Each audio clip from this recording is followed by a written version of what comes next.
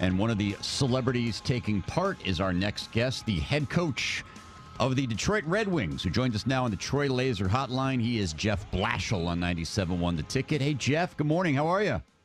Good morning. I miss seeing you face-to-face out here. I know. Yes. I know. We had some technical difficulties, and so we're in studio, and I know it probably makes things quieter and more peaceful out there at Oakland Hills, right? It crushed me to hear that news. Oh, yeah. I'm sure it just ruined your entire day. So I want to ask the question, the elephant in the room, the elephant in the city. Actually, if you were a betting man, which Z will be in the lineup on opening night, Zadina or Zetterberg? Well, that's a good question. I'm not a betting man. Let's get that straight. I spend no time in Vegas, and when I do, it's at the pool.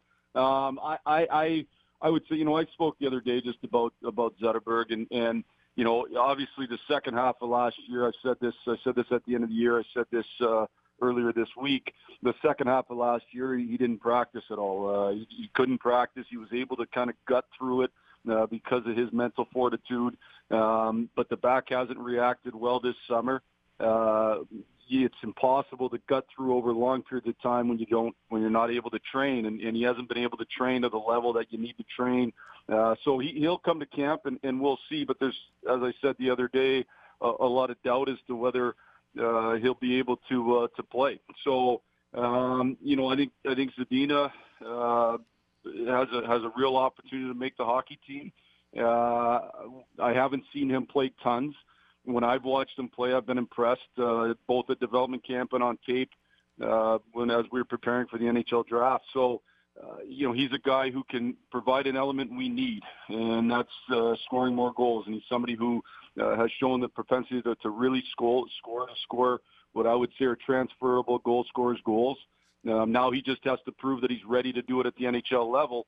And, certainly we don't want to do anything that's going to hurt his development. But we also, if he can help us win, we want him on the team. So that'll be how we'll weigh it and what will determine the judgment. Jeff, you have been consistent, and Ken Holland has as well, in your philosophy that a guy has to, he has to do everything. He can't just come up here. I mean, guys have to learn to play the certain way, much to, at times, the fans' frustration and the media's frustration. Why? How come Athanasiou's not playing more? Is Zadina good enough that he might be able to work around those rules, or is it the same as for him as it is for everybody else to play for this hockey team? Well, I think when I've always coached the same way. We judge pluses and minuses, and if you're adding more pluses than minuses, then you're having a positive impact on the team, and that's what it comes down to. It really doesn't come down to. It's not about mistakes per se. It's about how many plays do you make in a positive fashion compared to how many you make in a negative fashion. And everybody makes mistakes. Everybody. There's not a player in the world that doesn't make mistakes. There might have been one, but he retired a few years ago. Yeah. So it's just a matter of does he make more positives than negatives? I coached Torrey Krugin Jr., and he at the time he was an undrafted player in our league in the USHL. And what I knew about Torrey as a young player in our league in the USHL was he made more positives than negatives. And so if Philip Zadina comes in, and certainly scoring is part of that, but just making positive plays, whether it's a positive defensive play or positive offensive play, he'll be subjected to what I would say are the same rules as everybody. But that's the rules of winning. That's how you win hockey games. And ultimately, I'm not in the business of developing just scores. I'm in the business of developing winners, and we want to develop them long term. And certainly, we want to develop him long term here to have success. Everything I'm reading suggests, and I'm sure I'll have to do the same thing as far as the rules that you and Jamie were talking about, but everything I'm reading suggests that Michael Rasmussen should be on this team when the season starts. Would that be accurate? Yeah, everything Michael Rasmussen's done up to this point is made a statement he's going to be on the hockey team. Last year in camp, I thought he was excellent. This year's, he had a real good regular season. I went out and watched him in the playoffs. After our season was over, and he had an excellent playoff run, and I thought he was excellent. I thought he was a man amongst boys in that league. I thought when I watched him in the World Junior Showcase, he was excellent. The things he's good at are transferable.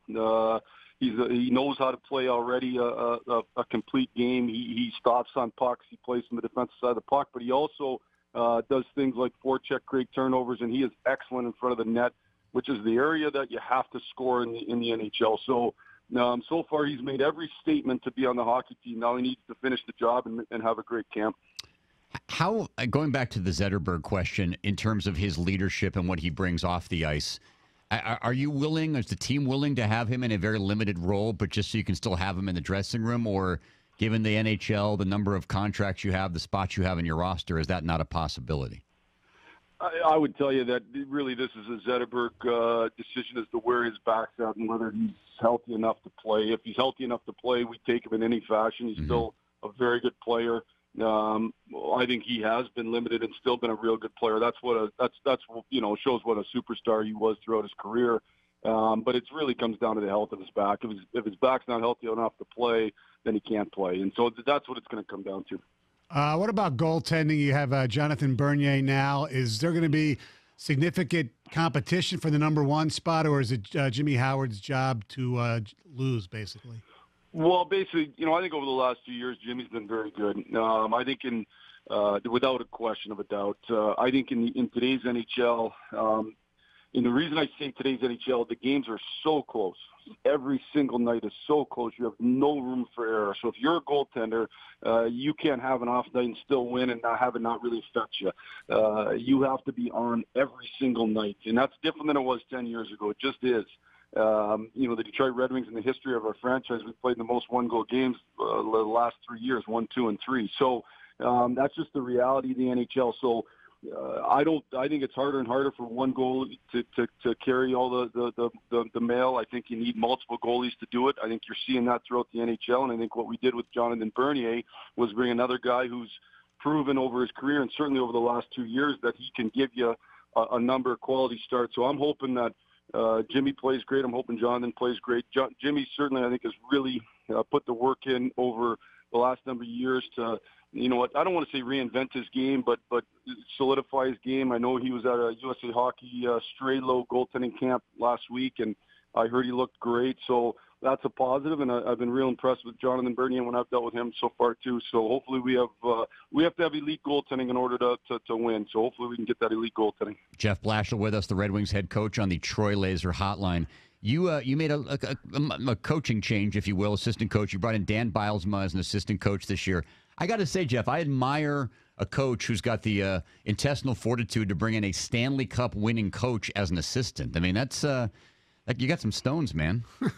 Well, I think in the end, I want great people around that help me be the best I can be and help our team be the best we can be. That's what I've always looked for. I don't ever. We got to do great things. We got to win, and I think Dan can help us.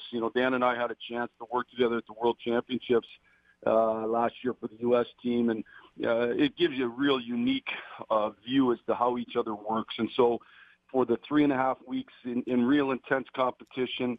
I thought he did an excellent job. I love the way that he carries himself. I think he's smart. He's very hardworking, a lot of attention to detail, and I think spending time with him, he'll continue to push our coaching staff, and I think that's a huge thing. We want.